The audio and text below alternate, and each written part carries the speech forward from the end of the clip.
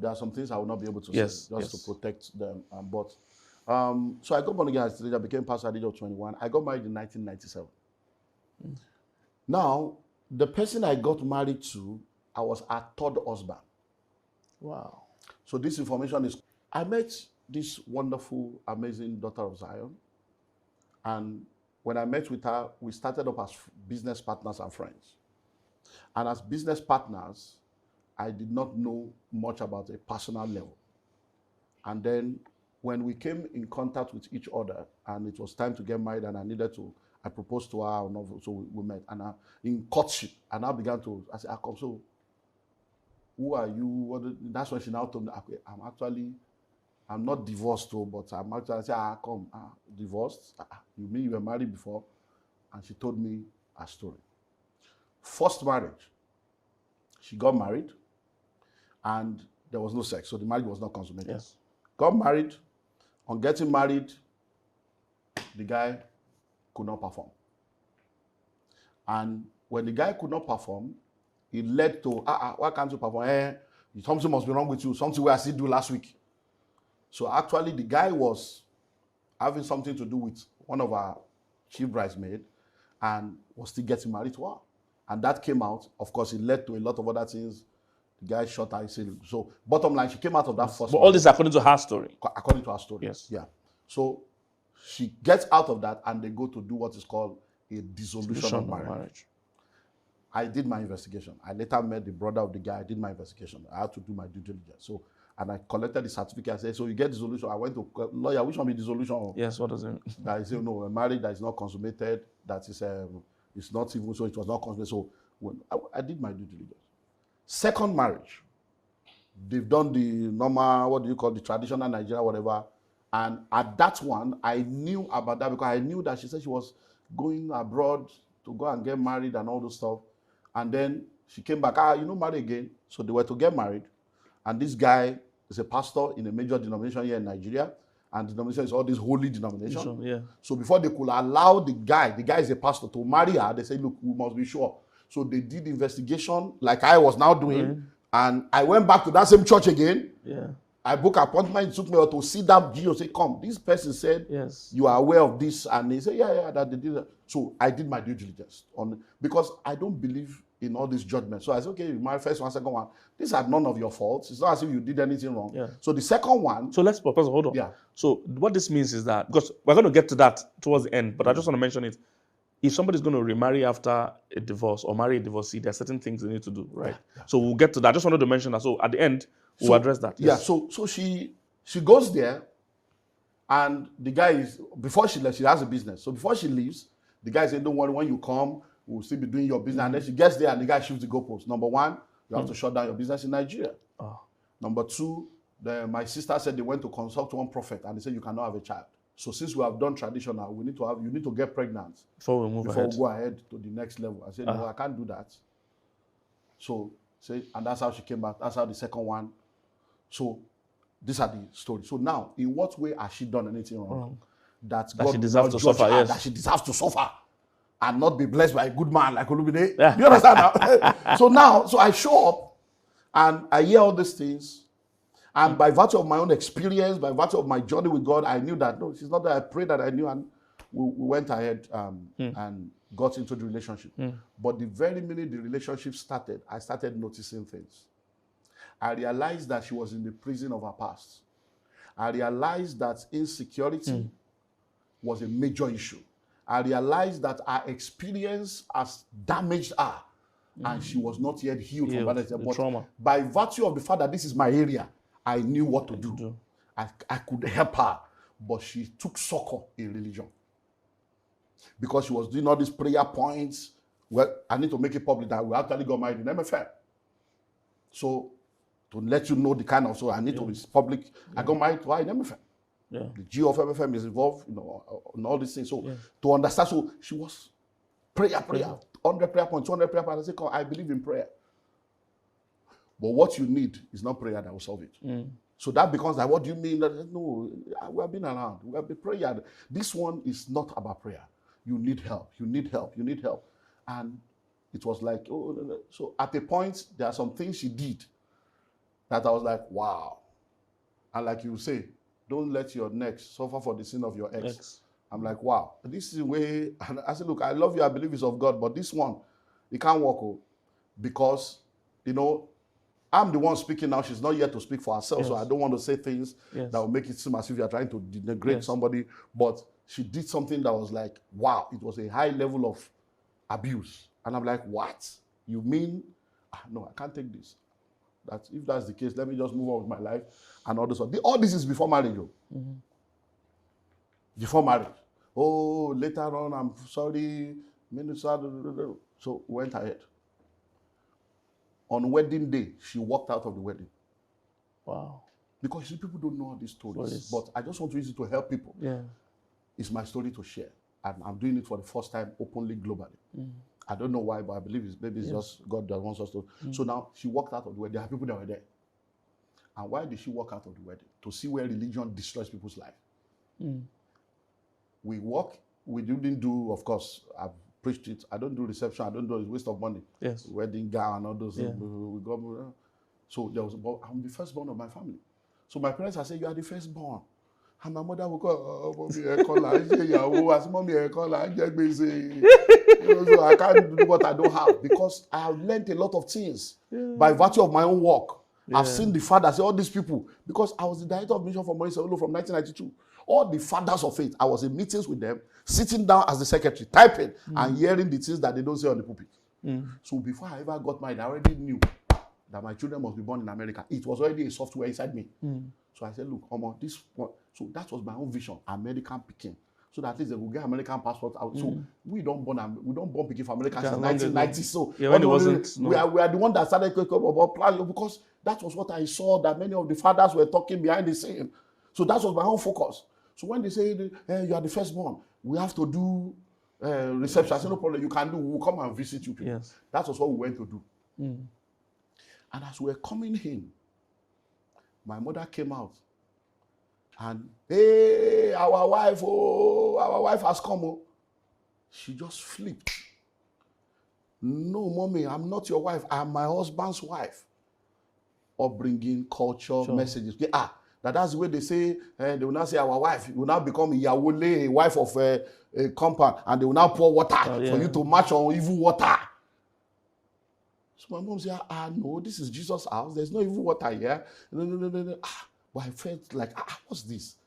Before people, you are just coming to him. So when we got this, I said, why? What thing they do you now? Which evil water? I be man of God. You be woman of God. This is a Christian. Which one be? Yes. Our wife is just a Christian. She said, no. I don't know. In fact, why are we here? She just turned around and said, I'm leaving. She didn't spend 10 minutes there. Wedding day. Oh. Wow. Because people do. And she walked out. Wow. And of course, I said, what's that? If you leave, means that they do Africa, but if you leave, my mother came to me and said, you are living here. This is not your house. Oh. Yeah. Like your wife has gone, you have to follow your wife. You are a man now, you are married. Wow. Follow your wife. Wow. The people that were there are still alive. That's the marriage. That's the beginning of a marriage. For the next 10 years, it was a combination of all kinds of stuff. All kinds of stuff. And as a young man, I was 27 or 28 when I got married. As a young man, there were many things that I began to see. So when people don't understand, Wisdom for Single, your ministry is born out of your misery. I was doing amazingly well, campuses, and when I saw, I said, hey, you mean you can be so anointed? You can, and then you will still end up in marriage and come and fail and fail. I need to go and rescue the next generation. So that I can begin to teach them practical things that church is not talking about. Yes. That's what led to Wisdom for Singles. That's why when people started hearing, they're like, who be this man? What kind of message? Because I was dealing with issues. If you want to marry a firstborn, you want to marry a lastborn, if you want to marry somebody that is dealing, I was dealing with real issues. That was born out of your own tough experiences. Because, look, this woman, till tomorrow, I have not been able to reach a level of prayer. Till tomorrow, as a man of God. This woman prays an average of 3 hours every night, 3-4 hours. In the 9+ years of that marriage, even in America, even in London, she has never slept from 12 midnight to 5 a.m. before. Never. That level of consistency in prayer. Wow. If I get that one, I'll be greater than the greatest. I'm telling you, the level of, but upon all that prayer, I believe that prayer will change you first. Yes. Before yes. I can. So, but the prayer is die, be destroyed. This is not prayer. These are not. So it was a major, all kinds of things that we cannot go into. And at the end of it all, the abuse was heavy. I can't go into all the details, but the abuse was heavy. Physical abuse, all manner of is terrible. And I will say this one. So in that marriage, if I don't get slapped, let me just be on the minimal side. In 9 years, maybe like 6 slap. Now imagine it, as you open A full-grown man, a full-grown man. A full-grown man. Now let me now tell you, this is the overseer of the Dr. Luka is still alive. It's a public thing. At least between us, he's a man of God. He can say the truth. That crisis I was telling you, that before marriage, we're coming from Dr. Luka's office. When she went to introduce me to him for the first time, I said, this is the person. And there were some things that happened, which I don't want to go into. That when I got there, I expressed those things because I didn't know the man before. Yeah. So when I got there and I saw crowd, I saw the chair, him, and I did Lagos. I said, you mean say this guy taught this Lagos? My normal man of God said, man, this guy did Lagos. This. But when I got there, I saw some of the prayers. While we were waiting, they were praying some prayers. And there was a place where they have the gospel of our God. Give me not poverty, give me control. And they were praying, God, I don't want to prosper. I come against spirit of, I don't want money. I said, this is not the interpretation of that scripture. My normal Bible self, now put me for trouble. So when we got in, I was expecting, the way you say, when we enter, Dr. Luka, one of the most humblest man of God in this world, even calls her auntie, her name, man of God, you're welcome. I said, now person will come see, now they greet us like this, so I became relaxed. Bless you, man of God. I relaxed. We began to say, so how is everything? So as we just said, he asked a lot of questions, I said, hey, man of God, tell your people, that scripture then they could not be so. That was my mistake.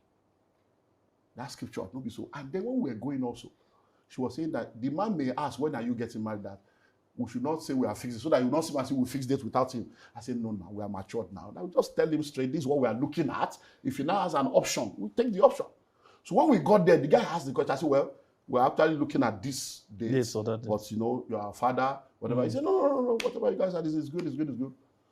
So when we entered the car on our way, I will never forget, Trem, Antonio Oke, were in the car. From we left Yaba, where my friend used to be there, to that place, she didn't say what. I'm like, babe, what's happening now? But you're not even talking. So when we got to that Antonio Oke, almost getting to where I would drop her in Bagada, she just turned to me. You are so arrogant. All this Bible. You think, which Bible do you think you know? Which Bible? I say, but what did I do? Say, I told you somebody is my father. You went there. You are just relaxed. Just opening your mouth anyhow. You are talking about God, gospel of our God. You are quoting scripture. What church do you have? How many members do you have? She was finishing me. That you got there. This is 40,000 members to your 300 members. You can't even humble yourself. You are quoting scripture. I said, but what did I do? And I told you, don't mention date. You want to mention date. I said, but realizing me, you are talking to like that. Why was it? He said, keep quiet, I will slap you now. That's what she told me. I parked the car. Antonio, okay. Because I park. So I looked at her because all my life, my parents never slapped me. I look at her like this. Born again, spirit filled. I said, sorry, repeat what you said now. So when I collect the slap, you don't tell me before now, me no yet. I will slap you now. I said, you will do what? You will say, yeah, I said, I will slap you. What? I said, so you can actually slap. You will look at a whole man like me, you will carry a slap. As you're this small. So if I handle you, I go pieces you like this. Yeah. I said, so I said, no, this is it. That's, I said, I've been telling you that you need help. That this manifestation now, do you think this is a Christian behavior? You need help. And I can help you. But this thing, I can't help you to the detriment of myself. So I got back, and of course, no GSM, none. So everything handed over. I said, it's over. So I went that was maybe like a Thursday or Friday. So I went after service on a Sunday to go and say, okay, these are all the things, this one that came through this because some things came as a result of, oh, yeah, let's help the man of God. So they brought a lot of stuff. So let me return everything, let me move on with my life. Yeah. That Sunday, I left church, got to the house, and met them, the family. They were crying. So immediately I got in, and I just said, he's here. Everybody jumped up. So, what's happening here? I'm sorry. So I began to cry. What's happening? I don't know. Say this. So the last, of course, no GSM. Things have gone. They have come family. This one don't go. The one with say miracle don't come up. What happened? So when she went to church that Sunday, she met with Dr. Luka. He's alive. That's why I'm putting it in public domain. She went to Dr. Luka. So when the Bible says God has sons, these are men of God that I have worked with, that I know that these are real men of God. She went to Dr. Luka after service that Sunday and said, this is what happened. And Dr. Luka said, you have made the greatest mistake of your life. That is your husband. That anything you can do to get that man, that if you miss that man, you are gone. That I have been in ministry all my life. That this is the first time that, didn't you see the way he was relating with me? Not all this, yes sir. All those things she was fighting against was what the man used to validate me. That can't you see that he even saw my people misquoting the scripture and he was telling me to go and correct them. He said, I went to actually do that and I discovered they were wrong. And that for him to come and see the magnitude of the work and still be able to stand for truth, that tells you the kind of man of integrity and standard and value that he is. You see, and when I asked him, when are you people getting married, he didn't say about the spirit. He went straight to the point. He knew exactly what he wanted. He said, he has gone. And doctor prayed with her and said, before the end of tonight, if I be a man of God and God spoke to me that this is your husband, he will return by himself. He will use his leg to walk back into your house today. And I walked back. So I said, so even though I had that experience, I'm like, that was like, okay, we are Christians. Yeah. Maybe that was, it was one that said, okay, this thing is too real for me. And it is upon that. Because people may say, hey, but you saw. Well, that is why I now preach never with away warning signals. These are, because I sat down, because many times history repeats itself when people refuse to learn from history. And in order to learn from history, it's not that you experience it, it's that you document it. For history not to repeat itself, three things must happen. Number one, what went wrong? You must document it, as in paper and biro or tab. What mistakes did I make? Because I'm not perfect, I made mistakes. Yes. What mistake did I make? I have my own mistakes. So you document it. What lessons have I learned? If you don't answer these three questions, you will repeat the same thing. Wow. These are the processes that leads to healing. Wow. So, of course, at the end of the day, many. So I needed to bring that one. I don't want to bring the other thing, but I can stand before the whole world to say, I am clean by the grace of God, not because I'm perfect. Never lifted a hand. So all those things that leads to abuse, I never did one. She did. Just so I didn't do any because I never abused, I never abandoned. She left the house by herself. Got home one day, and the house was empty. She was gone. And I called Dr. Luka, the same Dr. Luka. I said, Doctor, I'm at home now. The house is empty. Say, I say yes. Okay, hold on. Called and called back and said, and that's how we started trying to meet these all fathers of faith, did all kinds of things. But I did my part and that was it. And I realized because, life is lived forward but understood backwards. When I was in school, this wisdom thing, God just helped me to just because I've been reading one proverb a day since the days of the 80s. So wisdom is my major core. God, give me wisdom, give me wisdom, give me. When I was in school, one of our lecturers in the late 80s got divorced. But is this religion divorce? So the woman, they divorced, the woman left. I was in Ilaro. The woman left and moved to Abeokuta. And one day, about 8 years after the divorce, I got to know that the man had divorced. So I said, so when you say you have divorced, I said, what do you mean by divorce?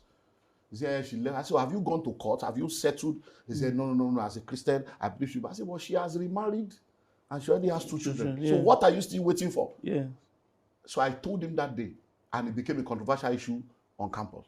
I said, sir, you are making a great mistake. I said, let me tell you something. I said, if you don't close that door, you won't be open to another door. I said, you'll be shocked that the day you now want to marry, this woman may show up and you are still married to her. 14 years after that separation, after 3 children, 2 in one, another 1 child, when the man now wanted to marry, this woman showed up that she's her husband. Wow.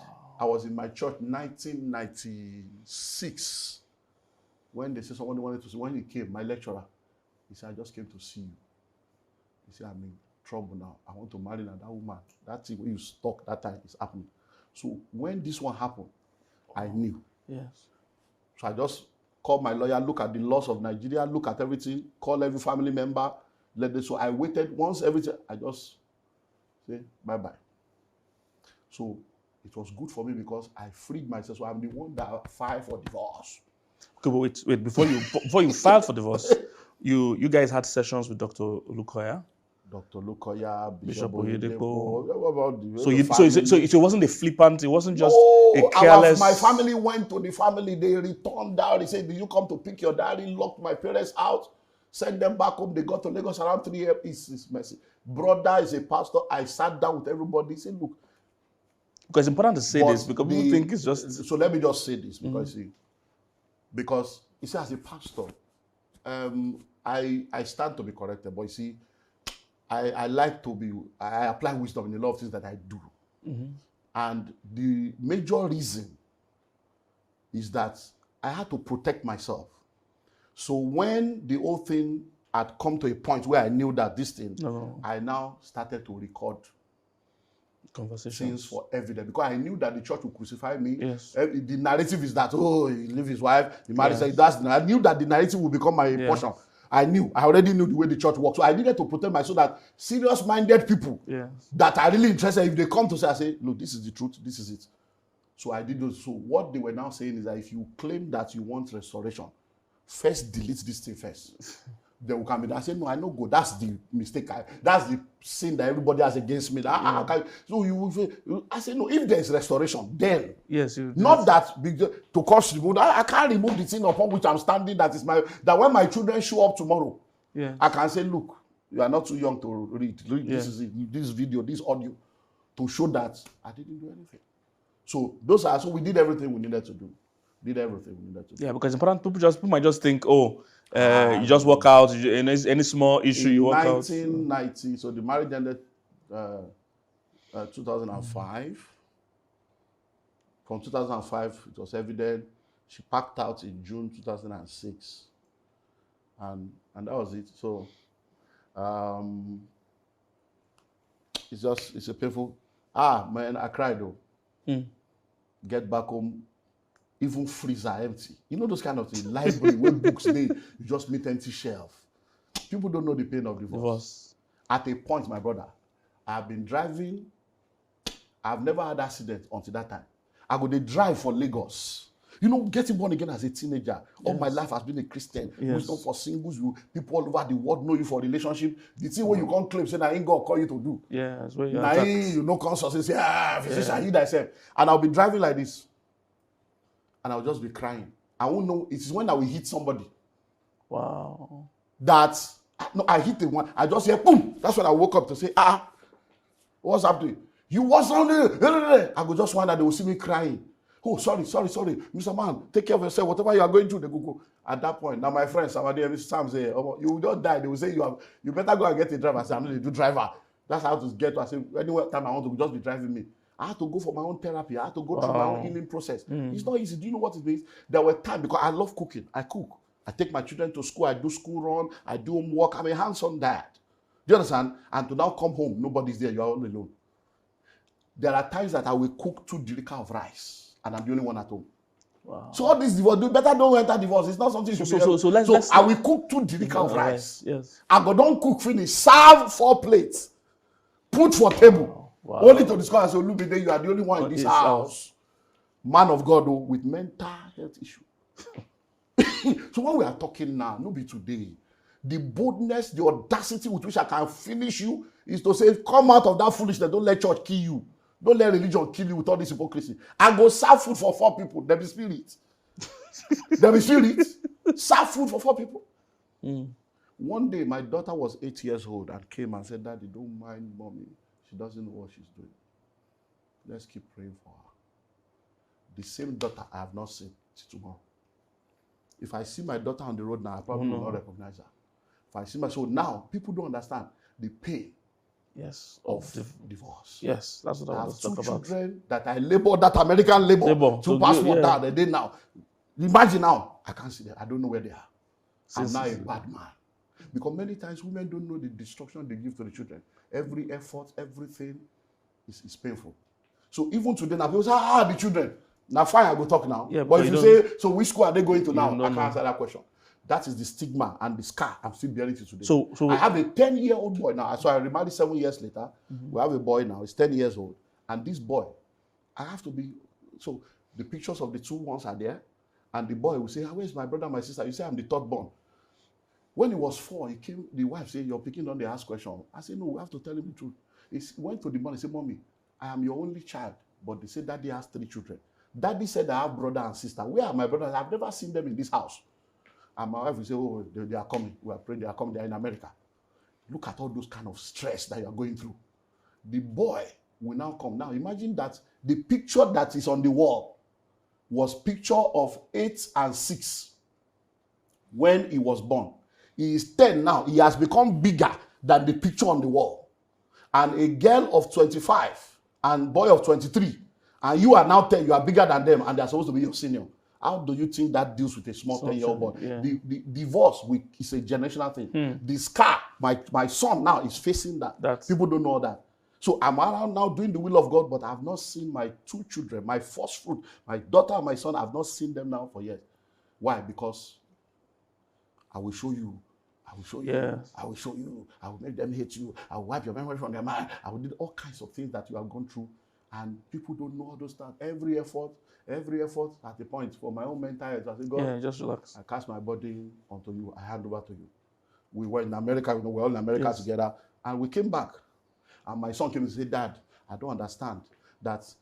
I don't think I like my brother and my sister anymore. I said, what? He said, we spent 1 month in America. They couldn't even come to see me. That we didn't see them. How do you keep explaining that? So do you know that till today, some people will see me and be asking for asking for my ex. Wow, yes. They don't know anything has happened. These are the things you have to go through. You have to face. So don't jump into divorce as if it's one. Yes, it's because the way people are destroying the family value. They are making light of marriage. No, marriage is of God. Marriage is beautiful. Yes. Marriage should not be toyed with. That's what we are here talking about. But we are saying don't let religion lead you into something that God did not say. Divorce